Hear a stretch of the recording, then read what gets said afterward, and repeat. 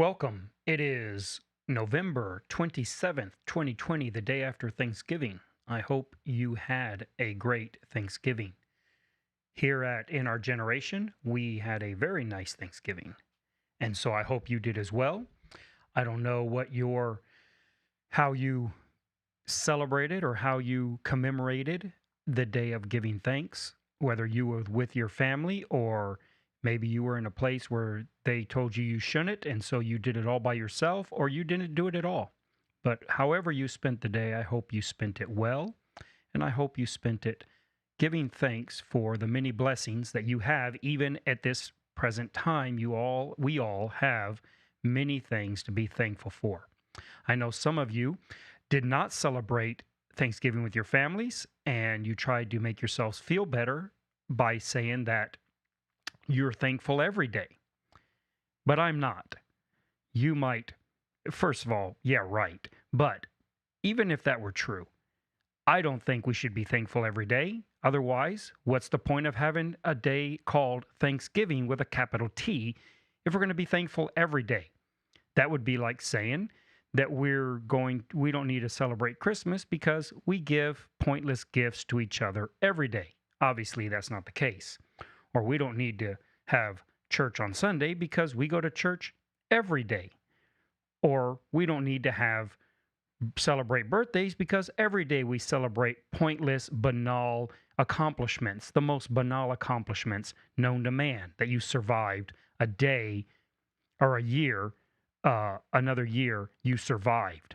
So, no, I think we should make Thanksgiving special by complaining all the other days of the year. We should definitely be we need to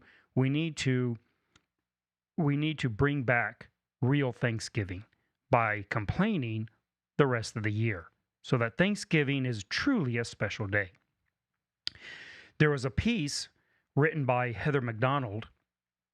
It is on the American Spectator. I will put the link in the description of this video if you want to read it. It's a very good article, well written. I like how Heather McDonald writes. And she wrote a piece on Thanksgiving and what she calls Saftyism, which is the government's desire to keep you safe at all times and in all endeavors. And that being safe and trying to stay safe has taken the place of adventure and risk-taking and innovation and other things like that. So it's a very, very well-written article.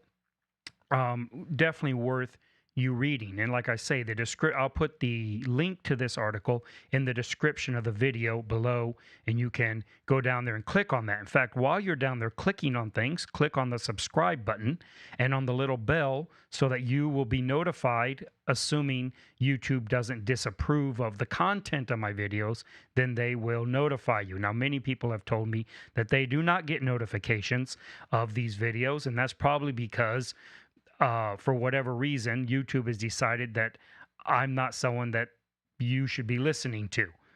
Apparently, they haven't taken a look at how many people listen to my videos, and if they did, they would realize that it simply is not necessary to tell people not to listen to my videos. They already are not listening to my videos. But anyways, click on the subscribe, click on the little bell. If nothing else, so you can see that YouTube censors everybody, not just people with something to say. They even censor people like me that have nothing to say and no one to say it to.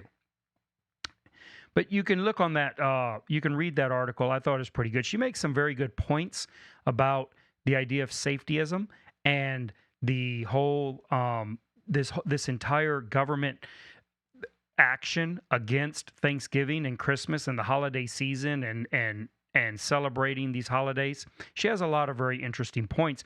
One point that she made that I thought was interesting is how in many instances it seems like that masks have become more of a magical talisman or amulet that we wear as almost as casting a spell against corona, meaning that the way that masks are being worn and which type of masks are being worn, as I've mentioned also, really is not about science as much as it is the that they're almost with the view that there's something magical about them, that if you put a mask over your face, it's going to protect you from viruses. And while I think it's a funny point that she makes and how she makes it, um, it's not entirely accurate either. But what is interesting is she talks about, which I hadn't thought about, but I have noticed it, even on my job sites, is not only do you have those that are very, very conscientious about wearing their mask, but whenever they see anybody who isn't wearing a mask, they use what we could call the secondhand defense, right?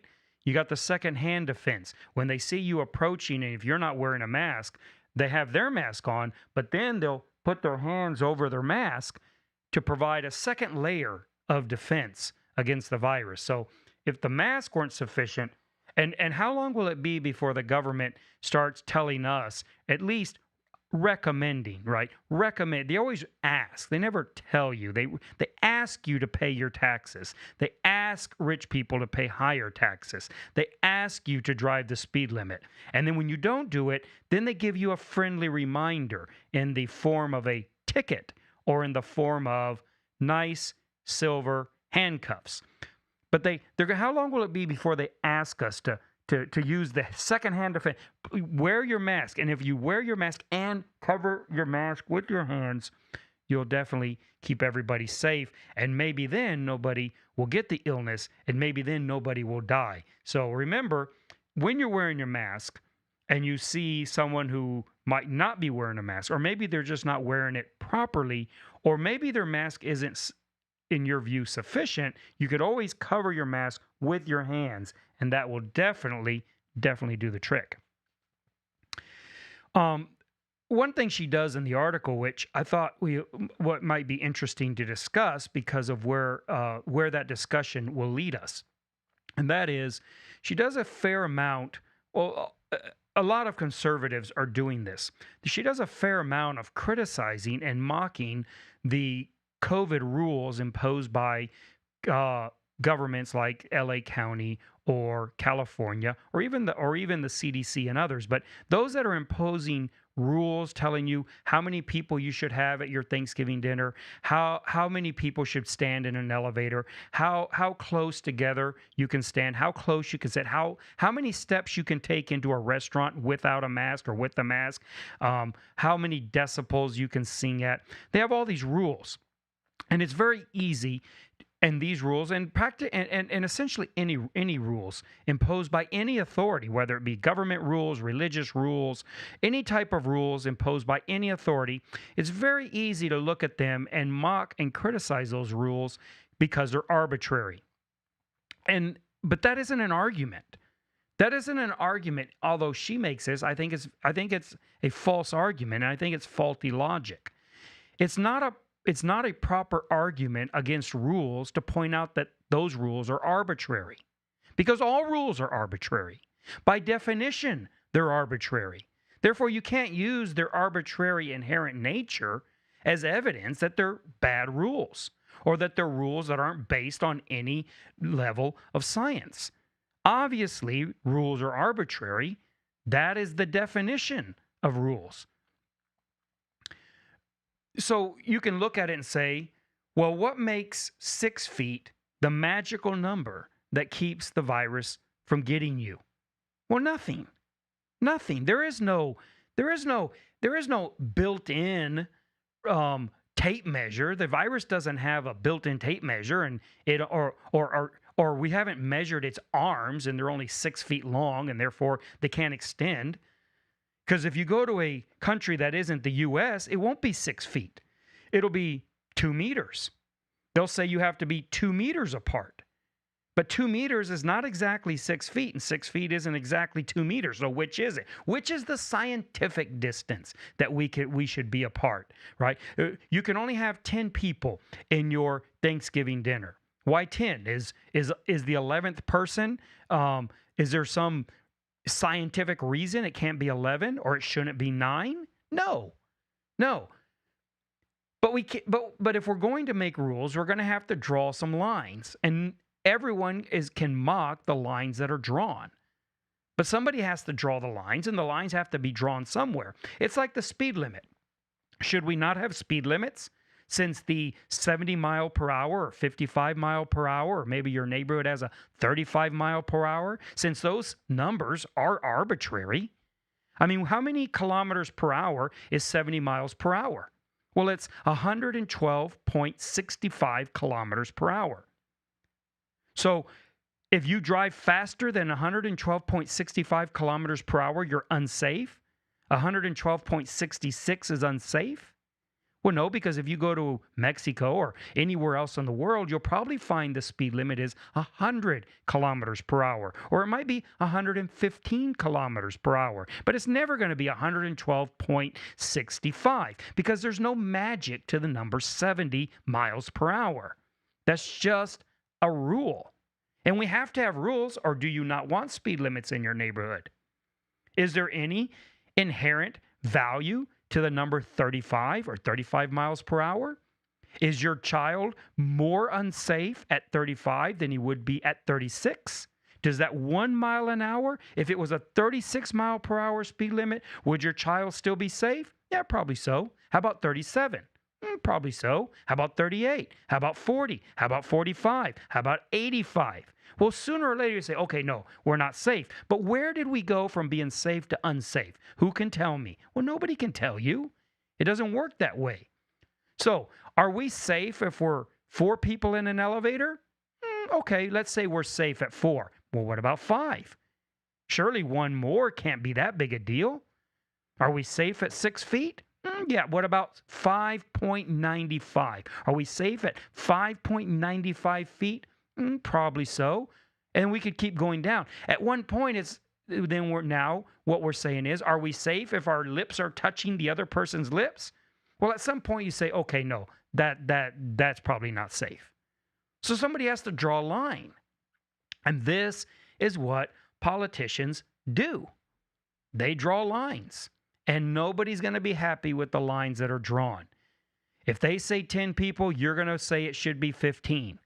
But is 15 really too few? I mean, why not 20 then? Why not 35? Why not fill the house like a sardine can? Because at some point, you have to draw a line. Now, we probably don't like that people draw lines. We probably think that nobody should draw any lines. If you're a libertarian, probably that's what you think. Oh, nobody needs to draw my lines anywhere. And that's certainly a discussion we can have. But as long as we're going to have rules and laws and politics and politicians, of course, right now some of you are saying, well, we shouldn't have any politics or politicians. And that's another discussion that could be had. But as long as we're going to have any of these things, we're going to have arbitrary laws. And merely pointing out that laws are arbitrary is like pointing out that water is wet. It is what it is. That laws are arbitrary by nature. All of them are.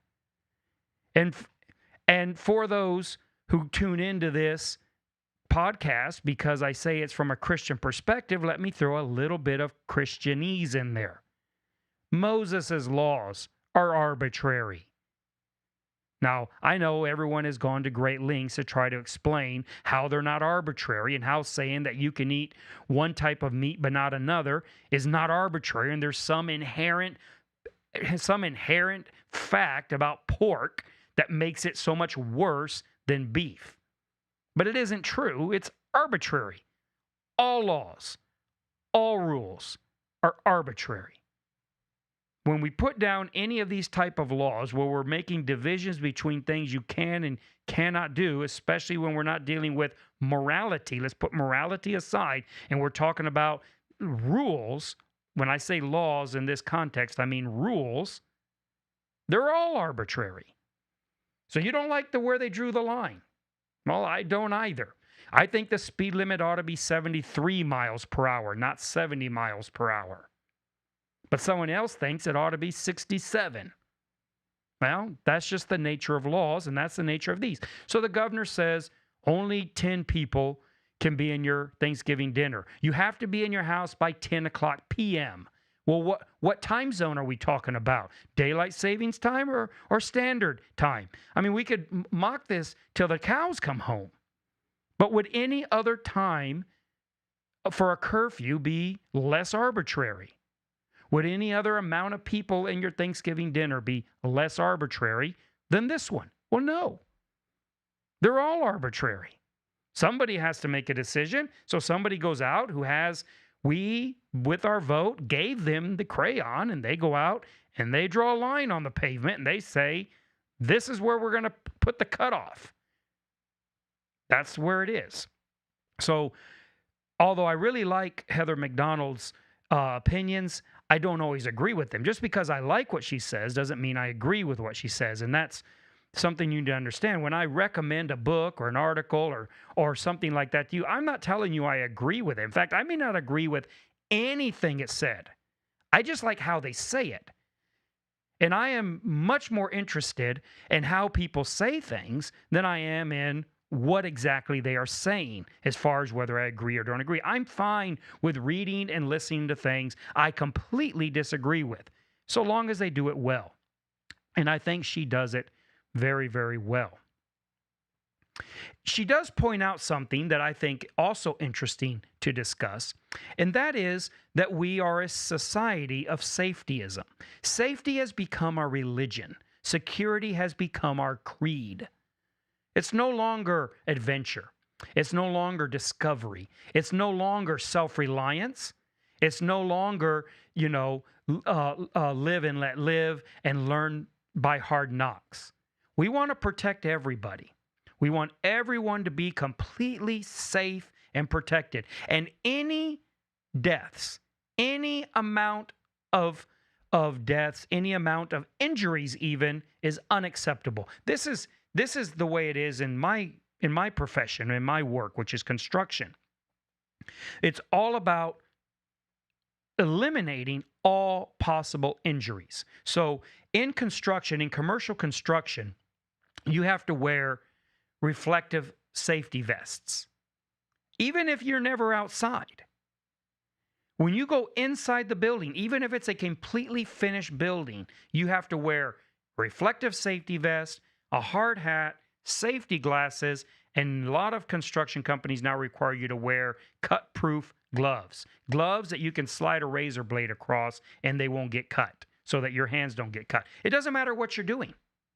You have to wear the gloves even if all you're doing is looking at an iPad and you don't actually ever touch a tool. You still have to wear the gloves, the safety vest, the glasses, and the hard hat. And it won't be long and they're going to make us use hard hats that have full face visors all the time. Some people already have to wear those. Some construction companies already require them. Why is that? Do you think that people inside a finished building are more safe because they're wearing a reflective safety vest than if they weren't? Well, of course they are. Anything you do for safety will make you more safe. It's just the way it is. How much more safe? Well, it can't be measured, right? It's parts in a million. It's one injury per million construction workers or more, 1 per 10 million. But as far as the insurance actuaries go, that counts. So 1 in 10 million, that's something. And anything that moves the needle towards safety, towards less injuries, towards less liabilities, that's going to be adopted because it doesn't cost the construction company anything to tell you to wear a reflective safety vest. That's free for them. So they require all their subcontractors to wear a reflective safety vest because it will move the needle even if it is indiscernible by the human eye. It moves the needle. It has to because you're doing something for safety. And so she points out that we have this culture of safetyism, and I think that's true. But I think that what's interesting about this from a Christian perspective, again, I want to emphasize this because I've been criticized for not being Christianese enough on this. So from a Christian perspective, I do look at this and I think that it's worth considering for a moment that what we're really concerned about in all of this safetyism, this religion of safety and security, is really we're concerned about ourselves. There's a reason why people in long gone generations were less concerned about safety, and that's because they were concerned about other people, meaning not their time, not their generation. They were concerned with the people in their past, meaning their legacy, if they were living up to the standard, to the expectations of their parents and grandparents who had suffered, who had bled, who had died, who had sacrificed to get them where they were. It was very important for them that they not let those people down, which is why they did better in school. It's why they would be more loyal at a job, because maybe their dad got them the job or their granddad is known at that factory, and they didn't want to let down their family name. And that mattered a lot. And they were willing to put themselves and their own security, safety at risk to not defraud the memory of their parents and grandparents. And also they were concerned with the future and what they were going to leave to their kids and grandkids. And if that meant that they needed to put themselves at some risk in order to leave a better life to their children and grandchildren, then they were willing to do that. But one reason why we can be so fanatical of this religion of safety is because we're only caring about ourselves, and it's what is best for me at this moment. And so while I'm not saying that safety is in and of itself narcissistic, and there obviously is a concern that fathers make it home to their children and their wives, and that they still have both eyes and their both eyes to see their grandkids and their hands to pick them up and hold them and be able to actually hear their grandkids speak.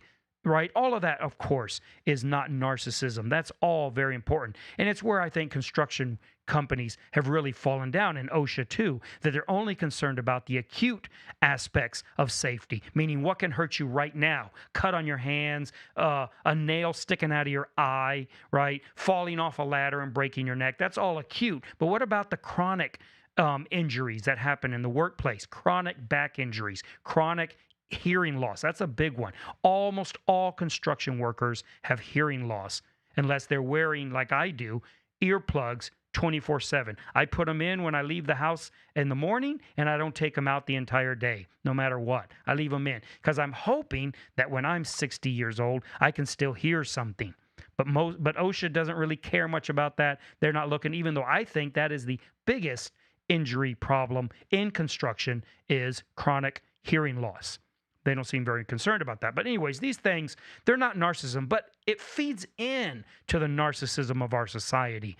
It's not hard for our society to care very deeply about their own safety above all other considerations. It is not hard at all to buy into that. And I think you'll find, if you do the research, that those that tend to be more narcissistic, more self-centered, less generous, less charitable, less giving, are also more concerned about their safety, and they're much more willing to buy into this safetyism argument that Heather McDonald exposes in her article. And we find this throughout our entire society, that we care about what's now. Right? And that's why we have humongous, enormous national debt. It's why we have tremendous personal debt. It's why consumerism is blowing up all over the place. It's growing exponentially, and it's because of our deep-seated concern for ourselves and no one else, at the expense of everything and everyone else, particularly anyone we can't touch and see today. So we care very much for anyone who's alive and breathing, but if you're dead or not yet born, we don't care much about you. And that seems to be really what our society is. And so it's safety now, very little concern about later. And I think that that's a very interesting thing to consider and think about as you read the article, even though that's really not a point she makes, but it's what stood out to me. It's what I considered as I was reading, is what it's something I thought would be very interesting to discuss. You know, something else that's interesting about this entire corona thing that I was thinking about is, do you think there's going to be a baby boomer generation coming out of this COVID thing? I mean, everybody's at home a lot more now, and they're bored. And when people are at home and they're bored, things tend to happen. I just wonder. In 2018, the CDC reported there were 3,791,712 births in the United States of America in 2018. So roughly 3.8 million people were born in 2018. I'm going to be very curious to see what the stats are for 2020 and 2021, mainly 2021. I'd be very curious to see if we have a sharp increase in births. And if that's the case, and if that happens, then in part we're going to have to thank our lucky stars for coronavirus. Right? COVID and the lockdowns and all the government intervention or meddling, or however you want to paint it, is going to be a great thing for us, because we've been not having enough births, not being able to keep up Social Security, Medicare, pension funds, all of these things that need more people in the system. The Ponzi schemes have been crumbling around us. We need to prop them up. Corona might be just the thing the doctor ordered if we get ourselves a little baby boom coming out of this. So we will see. I'll be very interested to see what happens there. There's another weakness in Heather McDonald's argument that she makes in her article. And that is, and I'll read you a portion of this article. It's towards the end, and I'd like to discuss a little bit what that weakness, the weakness I see here is. She writes, and I quote, "The public health authorities have no idea what is driving the current spread. They have no hard evidence that outdoor or indoor restaurant meals are responsible.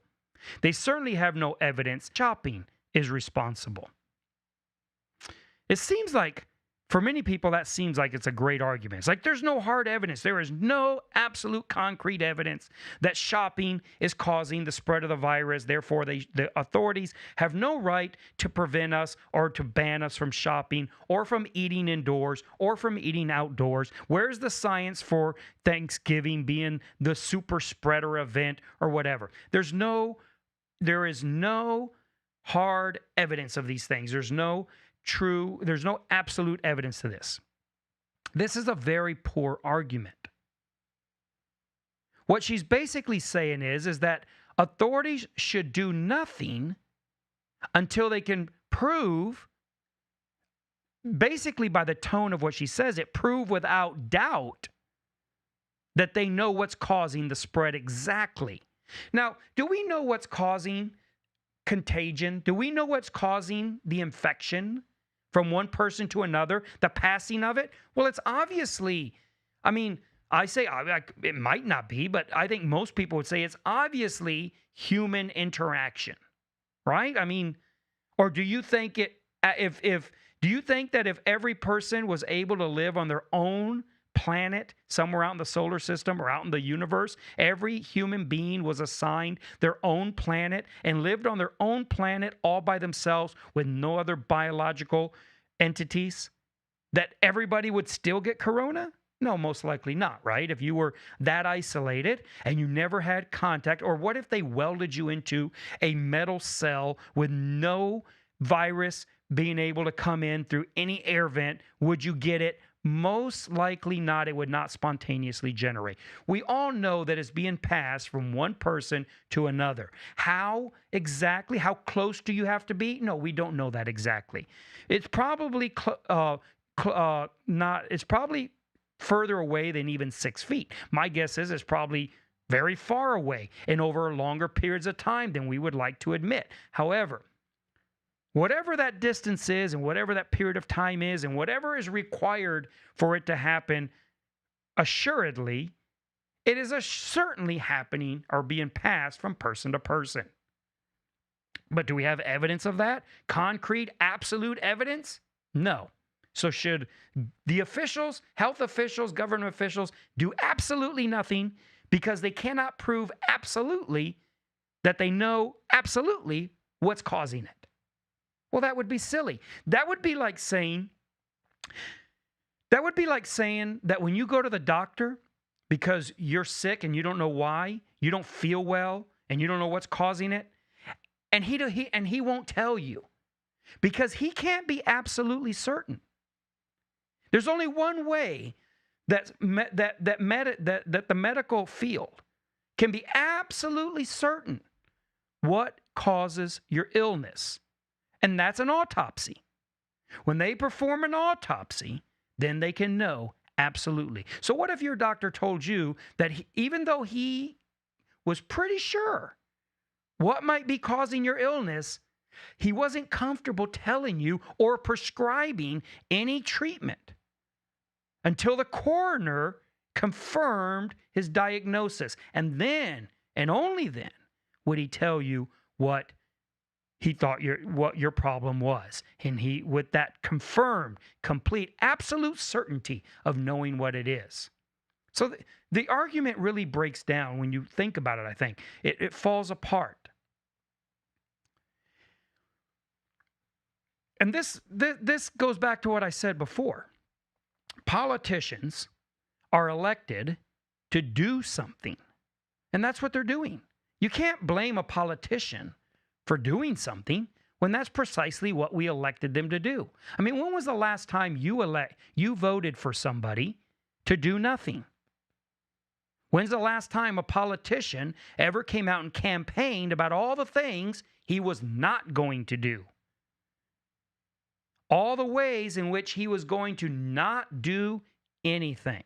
Now, I personally would prefer those politicians. I would vote for that politician. If a mayor or governor or president or senator, congressman especially Congress, if they came out and said, I want you to vote for me, my fellow citizens, vote for me, and if you vote for me, I pledge to you to do absolutely nothing.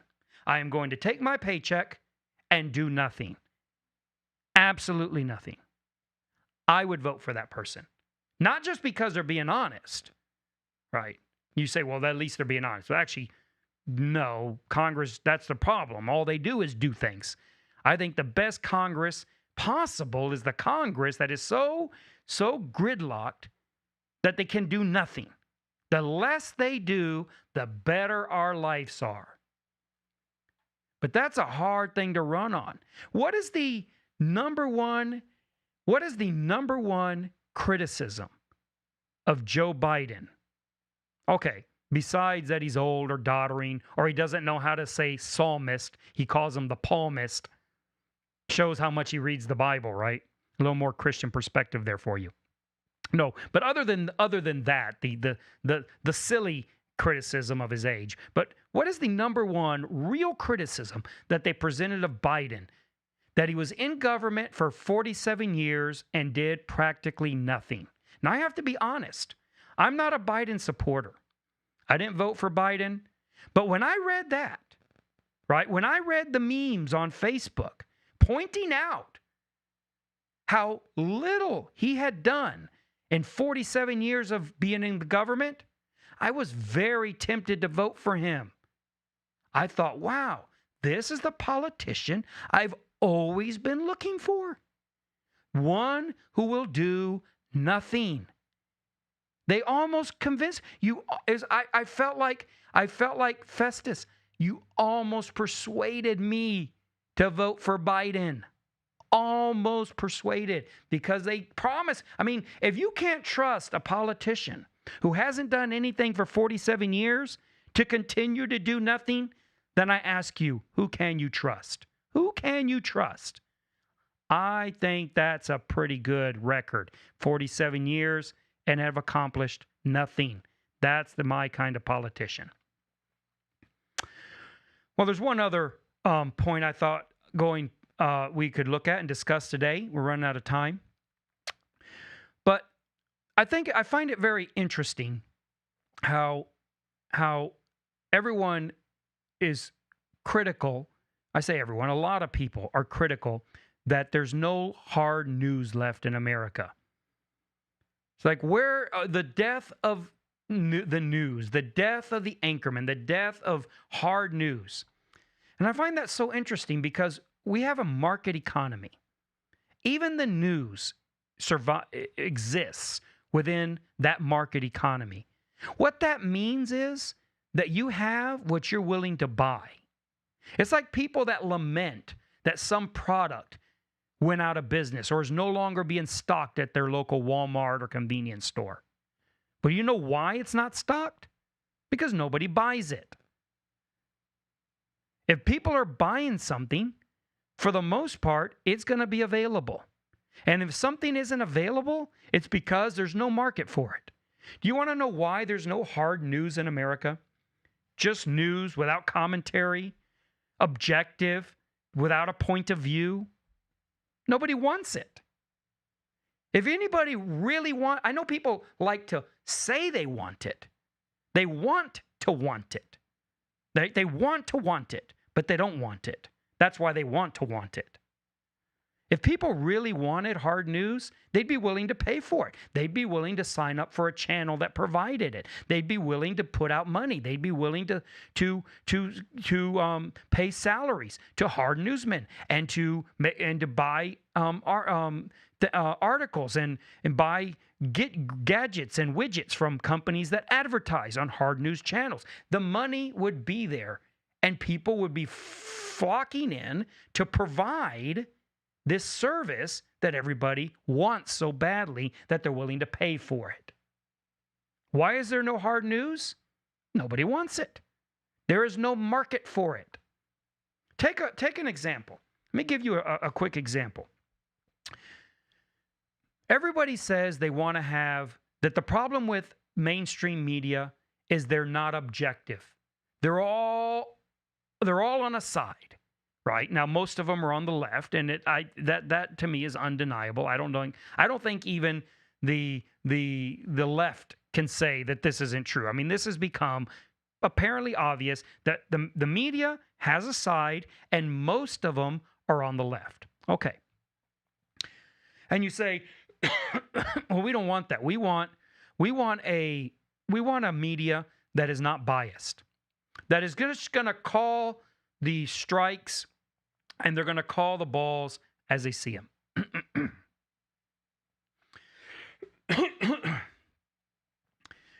Well, now you have Fox News.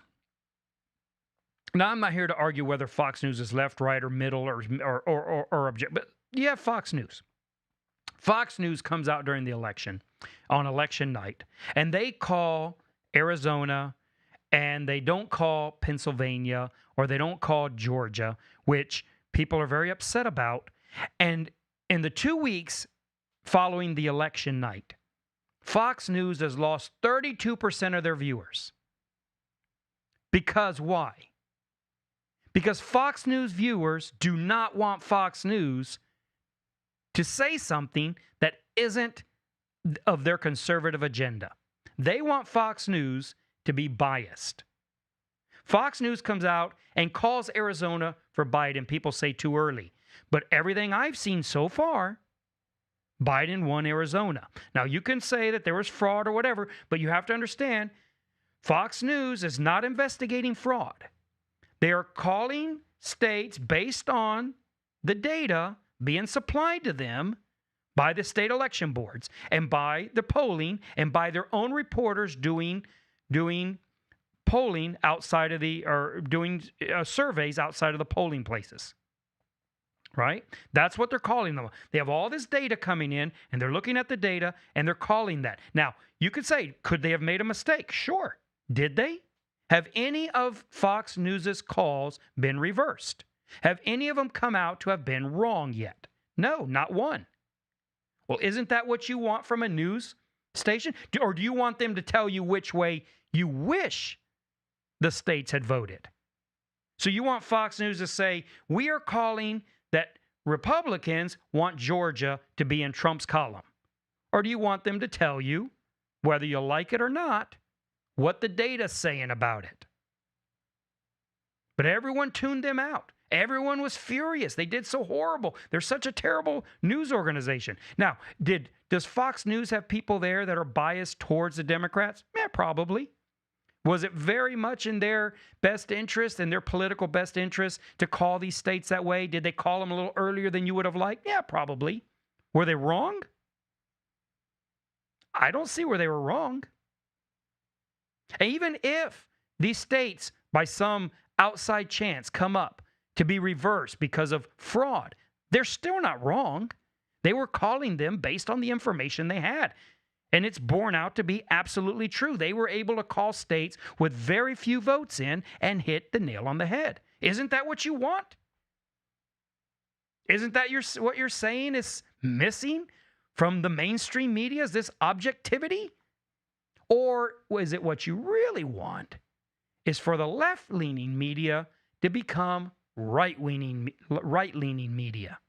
Is that what we really want? And just to recap, you do understand that it doesn't make any difference what Fox News called. That really is a silly, it's so silly that they even use the silliest term possible to describe it. You realize this is the term children use to decide who gets the last piece of pie. I called it. We called it. I'm calling it. I called front seat. I called it. That is the very definition of the silliest means possible for deciding an outcome. It makes no difference what Fox News called, what AP called. None. Makes no difference whatsoever. They're not the ones who certify the election. This is like sportscasters who sit up in the box and watch a baseball game and they call a ball or a strike. It doesn't actually matter. Just because they say something's a ball or a strike doesn't make it so. Only the umpire gets to make that decision, and he doesn't care what the sportscaster up in his box thinks about it. So what is it we're really looking for? I would like to see hard news. I would like to see news reported without bias, without commentary, without opinion. But nobody wants that. Otherwise, there would be channels that offered it. What we have are left-leaning commentary and right-leaning leaning commentary. That's what we have, and that's what everybody wants. And you might think, well, what they want is they want insightful commentary on what's happening. No, they don't. Nobody wants that. What everybody wants is to hear their opinion coming out of the television. That's what we want. We want to hear our opinion being preached to us from somebody more influential. And the moment they tell us something we don't like or don't want to hear, we tune them out to the tune of 32%. Fox News has lost 32% of its viewers in 2 weeks. That's huge. Huge. If it keeps up, it's death for them. So we'll see what they do. Well, it is November 27th of 2020. This is In Our Generation. My name is Mike Jackson. I do these podcasts, try to do them once a day, and I publish them on my YouTube channel at 11 a.m. Every morning, and you can watch them there. Remember to click on the little subscribe button and the little bell button next to it, and you will be notified, allegedly, when they come out. Thank you for being with me, and have a great day.